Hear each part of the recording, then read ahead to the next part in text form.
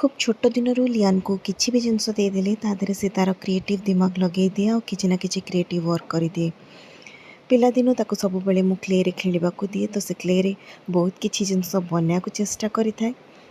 एमिति तो से तार मोल्डेड क्ले रे मूर्ति गढ़ा किसी भी क्रिएटिव जिनस कर से सब बेले लगी थाए। आ एथर कहला कि मामा मु गोटे नुआ जिनस ट्राए करिछि। मु कहली कौन ट्राए करछु ना गोटे स्कल्पचर फ्रेम मु बनैछि। तार गोटे मोल्ड मु बनै देछि कि जो थे नेक्स्ट टाइम किसी भी सॉफ्ट क्ले ऐड करके तादरे शेप्स दे हबो। तो सेटा मते बहुत ही बढ़िया लगिला। तो यहाँ कहाँ बनईचु पचारा बेलू से कहला से तार आई बनईची जी कि गोटे पूजारे आमर ओडिया घरे षठी ओषा पूजा हुए जो थी कि मूर्ति गढ़ा को पड़ी था। बो कहे कि मते तैयारी करी आसुनी तो बो हैरान होची बोली लियान तापाई बनईची जे मो बो को हेल्प करने गोटे एमितिया मोल्ड बनी दीची जो थी कि से बहुत सहजरे गोटे किसी भी मूर्ति से गढ़ी पारिबो।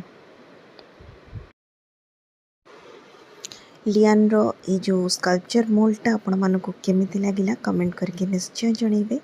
भले लगिले गोटे लाइक करदेबे। जदि लियान रो आउ किछि क्रिएटिव वर्क देखिया को चाहउचंती हम चैनल को सब्सक्राइब करिनेबे। पाखरे थिबा बेल बटन ने मध्य प्रेस करदेबे ताकि हमर नवा नवा वीडियो नोटिफिकेशन आपण मानक पाखरे खूब शीघ्र पहुंचबो।